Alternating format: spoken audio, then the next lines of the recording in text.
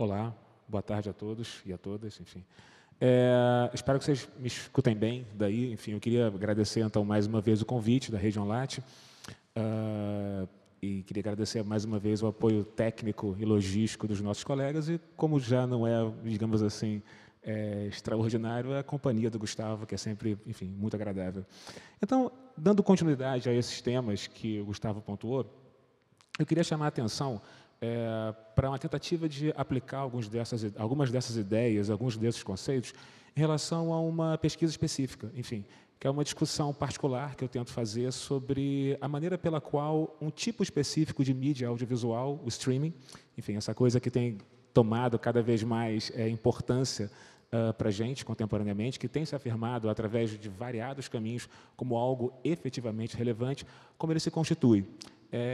O que me interessa, de uma certa maneira, ao discutir como o streaming se constitui, é entender, de uma certa forma, como é que uma mídia se reorganiza, como é que ela se transforma e, dizendo em termos mais teóricos, enfim, como é que, a partir de uma atualização específica, enfim, pregressa, que não é absolutamente nova, enfim, as mídias audiovisuais, como é que essas mídias audiovisuais, na forma do streaming, como é que elas se integram contemporaneamente e como é que elas se diferenciam ao mesmo tempo. E aí, para conversar um pouco sobre isso, eu queria chamar a atenção para dois exemplos. Ao longo da exposição eu vou falar sobre alguns outros mais, que eu acho que ilustram algumas questões centrais das novidades em jogo nessa coisa que é o streaming e nas suas múltiplas deficiências, especificamente no que se refere a nós, que estamos aqui no Brasil, numa região subperiférica, enfim, especialmente nesse momento em que nos vemos atravessados por uma série de dilemas políticos contemporâneos, nos quais as possibilidades contidas nos meios de comunicação, em termos de uma cara mais diversa, mais multifacetada, seriam, para dizer o mínimo, bem-vindos. Então, levando em conta essa coisa que é o streaming no centro, enfim, e nas semi-periferias, no Brasil especificamente, eu queria começar com dois exemplos. Enfim, um eu acho que é particularmente dramático, enfim, e dramático em grande parte porque a gente não consegue vivenciar isso no Brasil do mesmo jeito que se consegue vivenciar em outros lugares do mundo. Em 2015, a HBO, que é um canal de televisão paga importantíssimo por uma série de razões, a HBO inventou, de uma certa maneira, o que seria o conteúdo de qualidade na televisão, ou seja, ela se apropriou de um ponto do enunciado absolutamente importante para o audiovisual e para a cultura, que é o valor, o peso cultural que uma produção pode ter, e transformou isso em algo que está atrelado ao seu nome. Enfim, o lema da HBO é "Is not TV, is HBO". E essa é uma invenção da qualidade do audiovisual que remonta aos anos 90, com Oz, Soprano, enfim, e mais uma série de outros, contemporaneamente, Game of Thrones, enfim, e mais uma série de outros produtos, de outros audiovisuais, de outras criações que nós adoramos adorar. Enfim, em 2015, a HBO anunciou uma coisa que seria impensável no passado.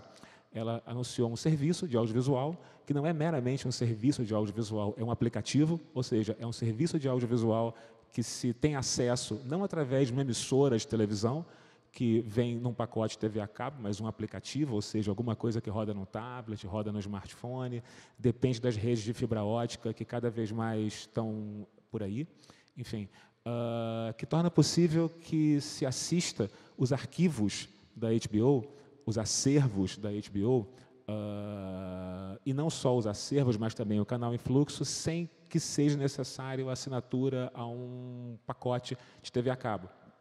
Isso é curiosíssimo. Enfim, no mundo, no Brasil especificamente, aliás, no Brasil mais especificamente do que em outros lugares do mundo, isso já de uma certa maneira aponta para uma coisa que eu vou querer chamar a atenção depois, tem algumas especificidades brasileiras da maneira pela qual o audiovisual vem se renovando, e como diria o Mário Henrique Simonsen, se existe alguma coisa que só tem no Brasil e não é jabuticaba, pode crer que é bobagem. No Brasil, especificamente, se torna absolutamente difícil observar algum tipo de serviço, aplicativo, recurso de audiovisual que não esteja atrelado aos pacotes TV a cabo. Ou seja, o audiovisual no Brasil, o audiovisual segmentado, ele está sistematicamente preso ainda, por uma série de decisões, a esse formato pregresso que a gente conheceu, que a gente conhece há mais de 20 anos, que é uma outra forma através da qual a televisão se organiza. Enfim, É essa forma que tem a ver com a televisão a cabo via satélite, essa coisa que se chama multicanal. Enfim, isso é uma forma. Enfim, isso é uma forma no sentido Foucaultiano do termo. Enfim, das formas de conteúdo, que, de uma certa maneira, tornam possível aquilo que Foucault chamava de visível. Ou seja, então, nessa minha história, a HBO, em 2015, torna possível que se acesse conteúdo dessa maneira pela qual eu citei anteriormente. E isso é uma das muitas maneiras através das quais essa coisa, que é o streaming, vai se constituindo. Descolado da forma pregressa, da outra forma através da qual o audiovisual operava, o multicanal, dissociado daqueles pacotes, enfim, que de uma certa maneira constituíram essa outra forma, investindo sistematicamente em criação, enfim, em criação de conteúdo que afirma esse ponto da cultura, que é a possibilidade de exercer a habilidade criativa humana, um dado que, de uma certa maneira, não foi inventado pelo audiovisual, mas do qual ele se apropria como um dos pontos do enunciado, que ele junta como uma curva, que ele associa como uma curva e torna possível essa constituição como um dado de expressão. Isso é mais um outro conceito Foucaultiano, é mais um outro conceito arqueológico, enfim. E, assim sendo, atualiza entre as diversas, infinitas possibilidades virtuais, de probabilidades virtuais do que as mídias poderiam ser, uma forma específica, uma forma de conteúdo específica e uma forma de expressão específica em relação a essas mídias. Isso é um exemplo. Enfim, é dramático se comparado com o Brasil pelas razões que eu citei e por outras mais que eu espero poder conversar com vocês. Eu queria citar um outro exemplo, que, de uma certa maneira, também dá a dimensão daquilo que nós estamos conversando. Enfim, o Netflix, em 2016, anunciou que ele estaria presente em 190 países. É muito país. O Netflix hoje só não está disponível na Crimeia, na Coreia do Norte e mais algum outro país com o qual os Estados Unidos não têm, na Síria. Enfim, são 3 países com os quais os Estados Unidos não têm relações comerciais, enfim, isso é uma barreira do Departamento de Estado americano. E na China, por conta de questões regulamentais. Enfim, é curioso, o Netflix ele não é certamente a primeira rede de audiovisual global. Seria uma bobagem dizer isso. Enfim, os canais globais como a CNN, a SPM, a própria HBO, transformaram essa forma do audiovisual que a gente conheceu pelo multicanal em alguma coisa que rompe fronteiras nacionais. As fronteiras nacionais sempre foram um dado importante de uma outra forma do audiovisual, aquela que remonta aos anos 50 e que parecia indestrutível até os anos 80. Uma outra forma do audiovisual, uma outra atualização entre as muitas possibilidades prováveis do que uma mídia poderia ser, que é o nosso bom e velho broadcast. Enfim, os canais genéricos, em fluxo, no qual a ideia de arquivo não existe, no qual os acervos são absolutamente inviáveis, enfim, porque não existiam aplicativos, não existiam internet, não existiam recursos que hoje para nós são absolutamente corriqueiros, mas que de uma certa maneira se constituiu ao longo de muito tempo. Enfim, a minha mãe ainda acredita, enfim, que o broadcast é a única forma possível, enfim, para o audiovisual e que demonstraram uma importância absolutamente central. Em algumas regiões do mundo, essa importância parece ser indestrutível. E aí, mais uma vez, é legal pensar no Brasil, por exemplo. Bom, o Netflix não é isso. O Netflix é uma rede de audiovisual global. Ele rompe fronteiras nacionais, ele ignora fronteiras nacionais. Enfim, as fronteiras nacionais para o Netflix só existem conforme ele esbarra aqui e ali com uma outra dificuldade em negociar conteúdo, porque, enfim, o conteúdo da Starz ou da Showtime ou de qualquer outro canal segmentado, ele esbarra em negociações específicas com outros difusores que já chegaram antes naquele país.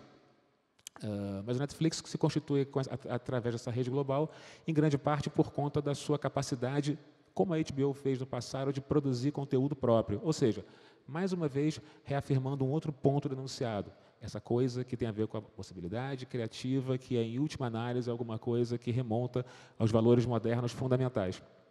Esses são 2 exemplos. São 2 exemplos, entre muitos outros, enfim, que, infelizmente, a gente não vai ter tempo de discutir aqui hoje, mas que eles ilustram, de uma certa maneira, o que está acontecendo no centro, enfim, em relação a essa coisa que eu chamei a atenção no começo. Compreender essas coisas todas, enfim, mais do que enumerar exemplos interessantes sobre o que fulano faz, ou Beltrano faz, enfim, o que alguém deixou de fazer, tem a ver com a tentativa de responder uma certa pergunta, enfim, tem a ver com a tentativa de compreender o que é uma mídia, especificamente. Tem a ver com compreender, de uma certa maneira, que uma mídia é um fenômeno complexo. Enfim, ele é uma mistura de uma série de superfícies distintas, descontínuas, que se interrelacionam entre elas. Superfícies técnicas, enfim, a mídia audiovisual, especificamente, ninguém duvida disso. É só olhar para o que nós estamos fazendo aqui agora, enfim, nós nos comunicando, vocês em Natal, eu aqui em São Leopoldo, enfim, ele é uma mídia técnica, ela depende de tecnologia de maneira brutal. A televisão sempre foi, em última instância, um instrumento absolutamente complexo em termos técnicos desde a sua gênese. Isso é uma superfície, enfim, uma superfície descontínua, recortada dentro de um certo plano de imanência.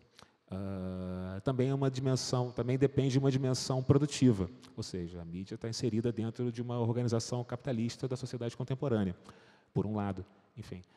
Tem a ver com uma outra dimensão, a outra superfície cultural, enfim, que opera com todos esses elementos que eu já citei a atenção anteriormente e com outros mais. A mídia, de uma certa maneira, se torna importante, enfim, na medida em que ela consegue interrelacionar, enfim, associar essa dimensão cultural de alguma forma, enfim. E ela opera ao mesmo tempo através de um quarto tipo de cruzamento, um quarto tipo de superfície descontínua, que são normas e regulamentações jurídicas, a razão pela qual o Netflix não está na Síria, por exemplo. E razões pelas quais, enfim, outras coisas são impossíveis de acontecer. Razões pelas quais, por exemplo, uma operadora de telecomunicações no Brasil não pode produzir audiovisual, enfim, tornando difícil acreditar, por exemplo, que a diversificação do audiovisual no Brasil vai acontecer brevemente. Esses são exemplos, de uma certa maneira, sobre o que uma mídia é, enfim, sobre uma perspectiva teórica para tentar compreender, de uma certa maneira, de que modo uma certa mídia específica se constitui, através da associação dessas quatro superfícies descontínuas, como um corte no plano de imanência, como uma atualização provável através de virtualidades possíveis, enfim. E esses conceitos, em última análise, eles ilustram, de uma certa forma, qual é a perspectiva teórica a qual nós estamos aqui, eu, Gustavo, enfim, a professora Sônia, que não está aqui hoje, a professora Suzana, enfim, nós do TECAV, de uma certa maneira, trabalhamos. É uma perspectiva arqueológica, em última instância. Nesse caso, particularmente, nesse caso específico dessa pesquisa que eu compartilho com vocês, uma perspectiva arqueológica que tem muito mais a ver com o trabalho, por exemplo, do Foucault, enfim, especificamente na maneira pela qual Deleuze relê, expande as coisas que o Foucault diz sorrateiramente, enfim, em direção às suas próprias preocupações, enfim, mas também ilustra, de uma certa maneira, preocupações que são caras a outros personagens que para nós também são caros, como, por exemplo, Benjamin. Quando se fala na possibilidade de um meio de comunicação, de uma mídia, do streaming que circula globalmente, sem fronteiras, sem atrito, sem barreiras, enfim, se fala, em última análise, das consequências de um processo de dessacralização da imagem, enfim, que se iniciaram, como Walter Benjamin brilhantemente ilustrou, há muito tempo atrás, enfim, que eliminaram, de uma certa maneira, o valor de culto que a imagem tinha, que tornaram possível que ela se transformasse sistematicamente em alguma coisa que não tivesse a ver, por exemplo, com adoração religiosa ou com qualquer outro tipo de dinâmica que parece muito mais cara ao passado do que à própria modernidade. Ou seja, existe um processo através do qual a imagem se renova, existe um processo através do qual o audiovisual se renova, enfim, existe um processo através do qual o audiovisual se encontra em movimento. Tem um processo pelo qual, é isso que eu tento descrever, enfim, tem um processo através do qual a imagem se encontra em movimento, e aí, me perdoem o trocadilho, cretino, enfim, mas eu não pude evitar, em última análise. Essas possibilidades, enfim, elas são sempre rigorosamente uma probabilidade possível, porque compreender o que a mídia pode ser, em última análise, tem a ver com compreender um resultado particular, uma atualização, uma integração, uma diferenciação, em termos das múltiplas possibilidades possíveis do tempo, da duração, da própria vida, em última análise. É disso que a gente está, em última instância, dizendo. Olha, no meu relógio está 13 aqui ainda, mas tudo bem. Enfim, o Júnior já me apontou que faltavam só 5, mas ok. Isso, de uma certa maneira, torna interessante compreender, eu creio que isso seja uma perspectiva interessante, tá vendo? Já me desconcentrei, tá vendo? Enfim, isso torna uma perspectiva interessante de se compreender, porque essa é uma perspectiva interessante de se compreender a mídia, porque a gente se distancia, a gente tem a oportunidade de se distanciar das intenções dos sujeitos, das estratégias individuais, enfim, de sair de uma dimensão que seja eminentemente individual, subjetiva, enfim, aquilo que alguém fez porque tinha algum interesse ou vontade ou plano particular que ele pensou como sujeito, autônomo, etc., etc., e se concentra em forças, enfim, forças que, de uma certa maneira, são das mais variadas, forças que estão localizadas, cada uma com a sua lógica, dentro de cada um desses planos, dessas superfícies que eu citei anteriormente, de normas, trocas, técnicas e de cultura. Então, só abreviando um pouco aquilo que eu pretendia dizer, eu acho muito interessante se ater a esses vários exemplos daquilo que está acontecendo agora no Brasil e no mundo. Eu citei 2 exemplos, mas tem outros mais, fora do Brasil especificamente. A Sony, através da PlayStation, tem um suporte para distribuir audiovisual que se chama Vi. A Dish, que é uma operadora de satélite gigantesca, que foi e voltou do Brasil em várias ocasiões, tem uma coisa que se parece com o serviço de televisão por assinatura, mas não é, que se chama Sling TV. A Amazon, há muito tempo, não é mais uma loja de brinquedos, de livro, de roupa, mas é um serviço de streaming, Amazon Video. O Netflix é um personagem global. O Hulu é um outro personagem que surge ao mesmo tempo que o Netflix surge lá em 2007, mas tem uma dimensão absolutamente distinta hoje. Esses são movimentos que acontecem fora do Brasil. No Brasil, dentro do Brasil, a gente observa um cenário muito mais precário, em última análise. É um cenário no qual a estrutura para a produção de audiovisual, seja no multicanal, seja no broadcast, ou seja no streaming, ainda se resume, em última instância, aos canais Globosat, o que é uma lástima, em última instância. É um exemplo da maneira pela qual essas dinâmicas na semi-periferia, no Brasil, enfim, são sempre, de uma certa maneira, decepcionantes, para dizer o mínimo. Eu acho que hoje, contemporaneamente no Brasil, em que a gente observa a obrigação, a necessidade, enfim, o imperativo de canais de comunicação mais diversificados, distintos, que falem coisas que nós não vamos assistir no Jornal Nacional, enfim, nessa hora em que isso é mais necessário, perguntas como essa se tornam absolutamente imprescindíveis, e nós somos, de uma certa maneira, que a gente queira ou não, convocados a falar sobre política, em última instância. Eu acho que esse é um retrato muito, embora genérico, que descreve mais ou menos bem o que está acontecendo dentro desse ambiente. Eu tenho algumas informações sobre o Brasil, que a gente poderia conversar com um pouco mais de devagar ao longo do debate, enfim, caso o debate caia por essa direção. E seria muito bacana para mim poder saber de alguns colegas que estão aí em Natal, enfim, que vêm de vários lugares da América Latina, como é que esses movimentos procedem em outros países da região, territórios em relação aos quais a gente sempre tem um acesso um pouco difícil. A gente está aqui do lado da Argentina, do Uruguai, enfim, mas a gente às vezes acaba sabendo muito pouco, infelizmente, do que acontece lá. É difícil, não é muito fácil saber o que acontece nessa região. Então, se a gente pudesse conversar, se meus colegas, enfim, pudessem compartilhar algumas informações que, porventura, eles tenham sobre esses processos nessas regiões, para mim seria muito rico e muito proveitoso conversar um pouco sobre isso. Então, eu queria chamar a atenção para isso, enfim, em resumo. Para esse exemplo particular, através da qual, arqueologicamente, se tenta compreender a forma através da qual essas mídias se constituem, essa mídia audiovisual, especificamente o streaming, se constitui, chamando a atenção para que isso não é um processo tranquilo, ele acontece de várias formas. Ele acontece de uma forma no centro, ele acontece de uma outra forma nas semiperiferias. Como nós estamos numa semiperiferia, para a gente é absolutamente imprescindível realizar perguntas dessa natureza. Bom, é isso. Eu queria agradecer, então, mais uma vez pelo convite, pela companhia, enfim, pela ajuda de todos vocês, e espero que a gente possa ter uma boa discussão e um bom debate. Obrigado.